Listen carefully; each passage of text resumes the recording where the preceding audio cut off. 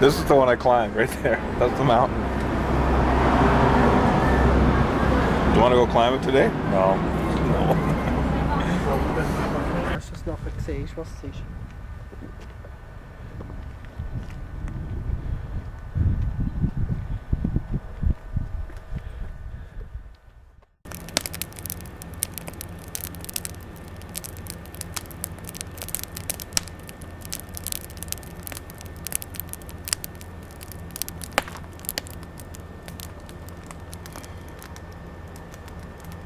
Well, here we are on a mountain. September 10th. I think we're enjoying ourselves, are we, Bill?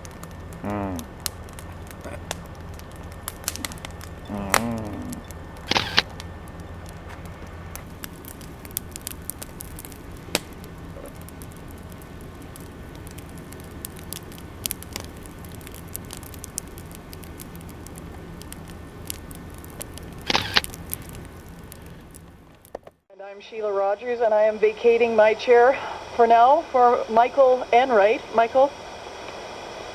And Chris Purdy is going to take my chair as we continue special coverage of the New York and Washington terrorist attacks. Thank you. Thank you, Judy. It is roughly 12:01 Eastern Daylight Time.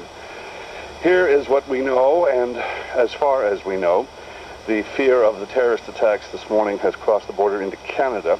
There have been numerous attacks throughout the morning, beginning at about 8:45 this morning. The plane crashing into one of the towers of the World Trade Center in New York. All airline flights within North America have been canceled following the attacks in New York and the car bomb in Washington. There's no estimate yet as to the number of people who are killed or wounded. However, we do know that on an average day in New York, in those two towers, there are some 50,000 people who work there, including hundreds of Canadians, of course. Two hijacked planes slammed into the twin towers of the World Trade Center. Both buildings have been reduced to rubble. They are now at ground level. An airplane also slammed into the Pentagon in Washington. The Pentagon is a huge building, the largest building in the world, and it has taken out a part of the western side of the Pentagon. There's a report that there was some communication with the aircraft during the hijackings and before the crash, but that's not confirmed. What has been confirmed is that American Airlines has lost two of its planes, a Boeing and a smaller executive jet. Now, one of the aircraft was en route to Los Angeles, originating in Boston. The other was also LA bound, originating in Dulles Airport outside of Washington. There has been a plane crash in Pennsylvania, and United Airlines is reporting a plane has crashed near, but not on, Camp David, Maryland, the bucolic home of the president. The plane was suspected to have been hijacked, was thought to have been en route to the Pentagon, and came down in the mountains near Camp David. Both buildings later collapsed. It's believed those two planes were hijacked planes, but only part of that has been confirmed at this point. Airline officials now say it has lost two aircraft this morning, carrying at least 164 people. The mayor of New York has ordered an evacuation of Lower Manhattan. The Pentagon was also hit in Washington, D.C. That was a third plane, causing a fire in the West Wing and the collapse of 5 stories of the West Wing. Another plane, a United Airlines that Michael was mentioning earlier, crashed near Pittsburgh. Latest reports there identifying it as a 747. It's the biggest commercial passenger jet in the world. There's also unconfirmed reports as yet of a second United plane having crashed. We have no word on where that is as yet. U.S. President George W. Bush has called the attacks a national tragedy, and he's promised to hunt down those responsible. Prime Minister Jean Chrétien has issued a statement as well, saying he's stricken by the news. It's considered a coordinated terrorist attack. Canadian airports are closed.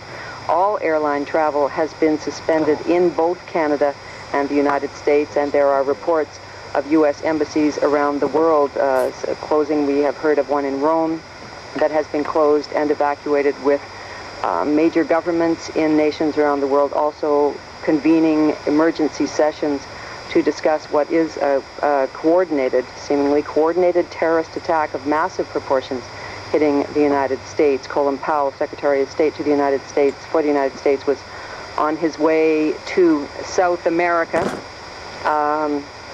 He was beginning a tour there. He has, of course, canceled that. And also international comments have come in, you know, from around the world. International leaders commenting on this. Palestinian leader Yasser Arafat made a statement a couple of hours after these stories hit the airwaves. He condemned the attacks. He was in Gaza at the time. And he said, "We were completely shocked. It's unbelievable, unbelievable, unbelievable." Sending his condolences to the American people.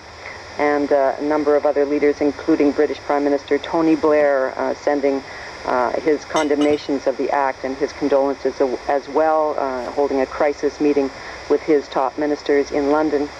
A situation that is being echoed around the world as we live through this amazing day in the United States. Just to alert our stations along the network, we're taking a break for 2 minutes. It's 10:15. I'm Kathy Little in the Calgary newsroom of CBC Radio, and of course events in the United States have affected people here. Reporter John Spittle is at the Calgary airport. Hundreds of passengers are huddled around TV sets that are set up in the airport lounge, and some of these passengers are openly sobbing at today's events.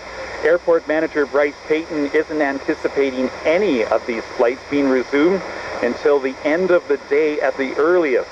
United Airlines is telling their passengers it may take up to 3 days before flights are once again going to the United States.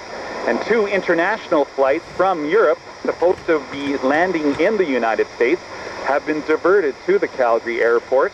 And airport officials are being told to expect many more of these flights being diverted to the airport later in the day.